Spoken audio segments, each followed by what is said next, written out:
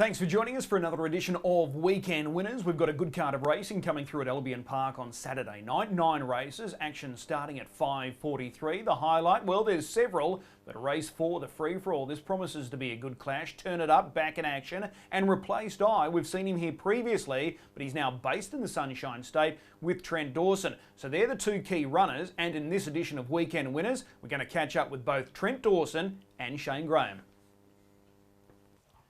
Trent Dawson has 2 runners on Saturday night, and they're both key runners. One in particular who lines up in the free-for-all, that's Replaced I. We'll get to him in just a moment, but Trent Dawson is in the hot seat, and he joins us now. Trent, appreciate the time. No worries, Chris. How are you? I'm really well. Bella Bull Terror, let's start with him. He goes around in the opening race on Saturday night. This is a race with good depth. This guy's recently joined your stables, and you've found the key because he's chasing a hat-trick on Saturday night. Yeah, his last 2 runs have been really good. The first one was maybe a fluke, but the second one there was no fluke in 52, and he's 3 wide from the 600. So there's a lot to like about that run. This week the draws, it's probably not the best on paper. It could have been better, but it's probably going to hopefully set up a little bit like the last couple of runs have anyway. We should be able to settle a bit the first lap, and if they go hot enough, maybe they can bring us into the race. Well, surely looking at this front line, it's going to generate tempo. Deus Ex ran it hard when he was able to score first up. Kiwis Are Flying, who's first up off a long break. He's a go-forward type, and there's a few others there off the front row that can push forward. So you should get a good tempo here. Yeah, I hope we could encourage as many of them to go forward as we can. I think maybe we could put a prize for the first lap, but he's going good enough, and I mean, it seems like he sat on a pace really easily last week. So, I like what he's doing. He's not impressive at home. I haven't. If he hadn't won the races, I wouldn't be telling you how good he was. That's for sure. But he just seems to be sort of settling in with us at the moment, and he's probably found a groove. So hopefully we just keep on sitting in that groove for a little bit longer yet. Yeah, absolutely. The key thing about him as well, he's versatile. He's proven that with those 2 victories of late. You can do a bit with this guy. Yeah, I reckon I could probably do a bit more than even what we did last week. I'm, like I say, he's probably the way I've driven him so far has been, probably a little bit guarded because he's, like I say, his track work hasn't been anything special. So, now I'm starting to get a bit of confidence in him. That I don't have to see it through the week. He turns up on race day. So the more he does that, like the more confidence I get, maybe we can do a little bit more. And it'll be good if we don't have to. Be good if we could just chime in. But we're sort of getting to a point now. We kind of got to do what we got to do with him, and I can have a bit of confidence in doing that. Those 2 victories have both been at the mile on Saturday night. He steps up to 2,138 metres. It doesn't look like there's going to be any issues there with the extra distance. Yeah, well, I hope not. I spoke with Dennis Picker, his previous trainer, and I just asked him before I put him in. He said, "Nah, shouldn't worry him at all." So Dennis is pretty casual, if everyone who knows him, but I think it shouldn't worry him. So we should be all right, I reckon. All right, well, that's Bella Bull Terror in the first. Let's go to the Open now. Replaced I joined your stable. He is a high-quality horse. Earnings heading up towards $300,000. This is start number 100 for him on Saturday night. He's fresh up for you, but he looked good in a recent trial. What are the expectations here? His trial was really good. I thought he'd go about what he did. It probably impressed me more his last sort of 50 and the 50 after the line in the trial. He was really good over the line and just grabbed a bit after it and really wanted to continue around the bend. So that gave me a bit more hope than the rest of the trial. Actually, I was quite impressed by that at the end. He'll be better after this week, that's for sure. But I think he's a pretty reasonable chance, even though the barrier hasn't helped us. He's a quality animal. So these kind of horses, I think we've got him pretty happy and pretty healthy at the moment. So you sort of put them in a position where they can win, and you hope those good horses can get you over the line. Are we looking at the summer carnival features with him? Oh, I mean, you kind of got to. We're kind of shaping up like it's what we've been planning for, but it kind of hasn't worked. It hasn't been our plan for it. We've just sort of been moseying along, seeing what happened and how we went. But if he puts himself in line, it'd be great to. He's definitely. He's raced some of the really top horses in Australia over the last 2 or 3 years. So there's no doubt. Like probably in another time, in another era, if there hadn't been sort of such nice horses that he was racing, he could have probably doubled or tripled the money he's made. So for such a good horse, and he's made a lot of money, but you know, and another time he could have just been a bit better on paper. Okay, let's talk about this race tactically. Small field, they're always tricky to map, but Turn It Up looks the leader. Where do you want to be sitting with your guy fresh up? Oh, I mean, I'm not overly interested in burning him out the gate first up over 2100. My intention's to race him with cover.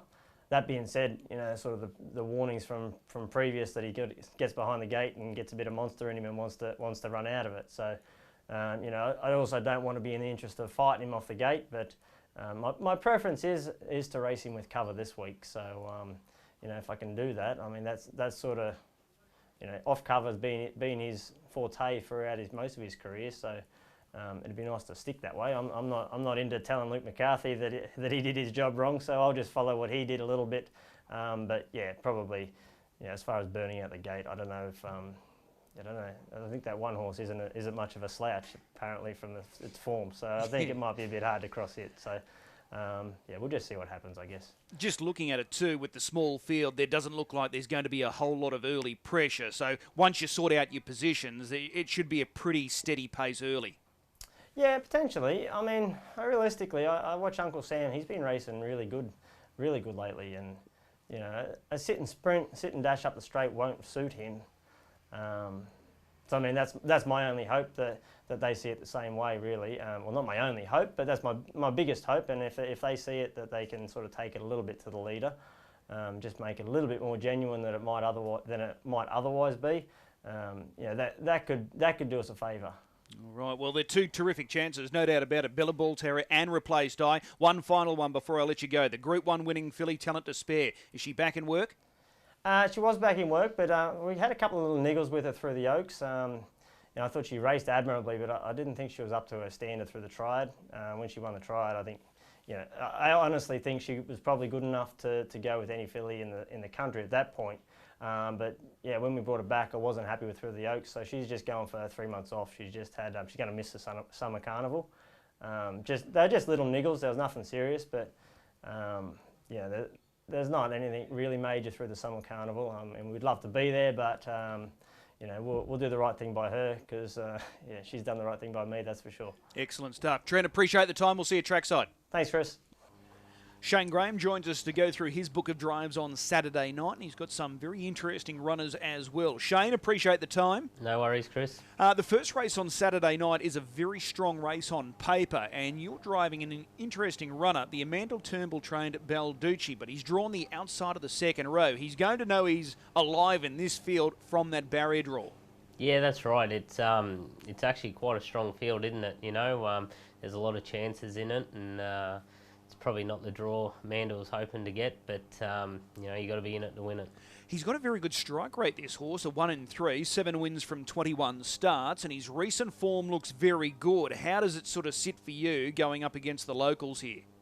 Yeah, that's right. His form's good, and obviously for Amanda to send him up, she must be happy with him and know he's going to race well. But you know, look, from the draw, it's going to be a bit tough, but you know, you never know. Is there a focus race that Amanda's got in mind with this guy? Don't know. Okay, well, that answers that. That's Balducci, race 1, number 12. In race 2, you're also driving a horse that's drawn the outside of the second row, the Democrat. I've got to say, you gave him every possible chance last week in front. So, can he overcome this draw? Can he turn it around? Yeah, that's right. He looked like he had his chance last week. So, you know, unless Ronnie can weave some magic in the week, he's probably going to, you know, the draw's going to be a bit tough for him there. The class runner, without doubt, is the Group 1 Golden Girl, winner Gerardo's Delight. But when you look at that front line, it is loaded with pace. So that might be an advantage for you, that you can sort of ping off some really strong speed late. Yeah, that's right. You know, like the draw probably maybe mightn't be that bad, looking at what speed could be off the front line there. And like you said, the mare's first up, but she trialled well last week. You know, if you take the Democrats run 2 starts back, where he got home good in good time, you know, he's there with a chance, but he's going to need luck. Okay, race number 3. I'm fascinated here. You've been sticking with Total Diva. This week you switch and you're now with Waz Firebug. Any sort of reason behind that logic? Hopefully, because she should be harder to beat or should win. But look, I've been sticking with the other mare, just you know, trying not to swap drivers on wire all the time. But I thought last week she had a chance, Total Diva, but you know, Bug's just probably in the zone at the moment, and she sort of looks like she's going to keep going on with it. Well, her past 2 victories have been super impressive. Parked out both times, and she's done it well. Yeah, that's right. She, you know, I think she's sort of really starting to thrive on the racing up here. And like you said, her last 2 victories, she's had to do it the hard way, and she has done it. And, you know, last week she done it quite well. So, you know, she looks like, you know, she's got a few more in store. Drawn in gate 3, do you expect to lead this field?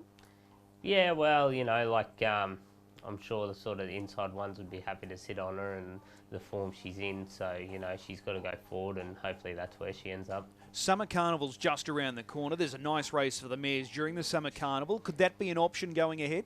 Yeah, I guess it could be. You know, I haven't. I don't really know how much longer they're going to stay up here. You know, Pete and Scott will have to work that out. But I'd say if she keeps her form up like she is, that's probably, you know, an option. Okay. Race number 4, this is the Open. Turn It Up, he's back in action. We haven't seen him since the Tab Blacks are fake back in July. He had a recent trial. This couldn't have panned out any better for you. Barrier 1 here looks a certain leader, and on face value, doesn't look like there's going to be a great deal of early pressure. Yeah, that's right. You know, on paper it looks that way, but those races are normally the total opposite, you know. So, look, he seems well. I was real happy with his trial.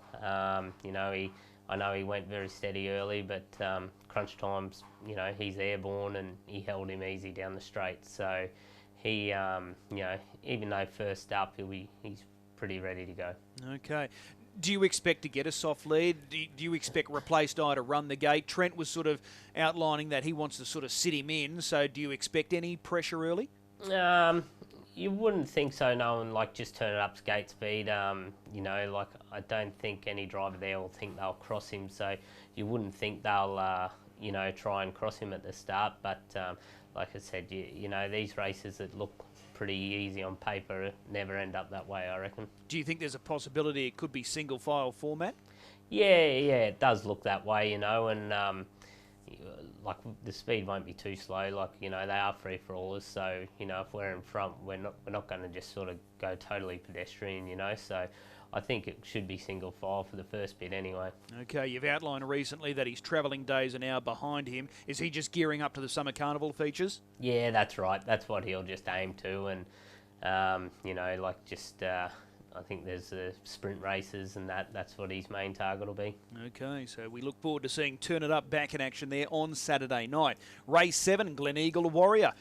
He was really brave last week. He had a poor draw, gate 7, had to do his fair share of work, and he kept fighting all the way to the line. It would have been a really pleasing effort by him, I'm sure, for you.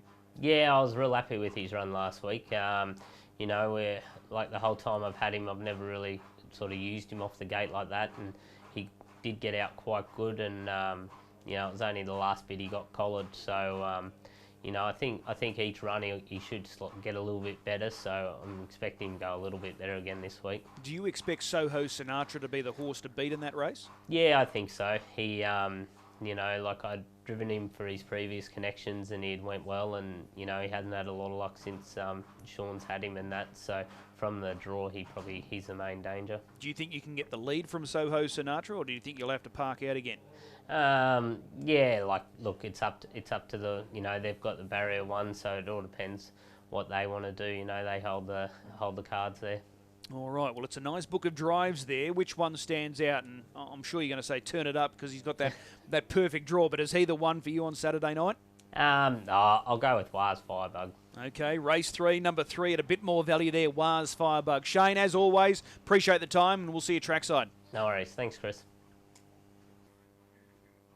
As always, a big thanks to both Trent and Shane. We wish them the best of luck on Saturday night. Looking for a good gamble at this meeting this weekend? I think we go a little bit later in the card. Race 7, Horse 1, Soho Sinatra. He's been luckless since being under the care of Sean Grimsey. Nathan Dawson again takes the drive. He draws ideally here, gate 1. That gives him options, and I think he's going to prove very hard to beat. So race 7, number 1, Soho Sinatra, marking him as the best bet on the program, and hopefully he'll do it his way. 9 races, 5:43 start time. Remember, if you are gambling this weekend, please do so responsibly. We'll see you trackside at the Creek.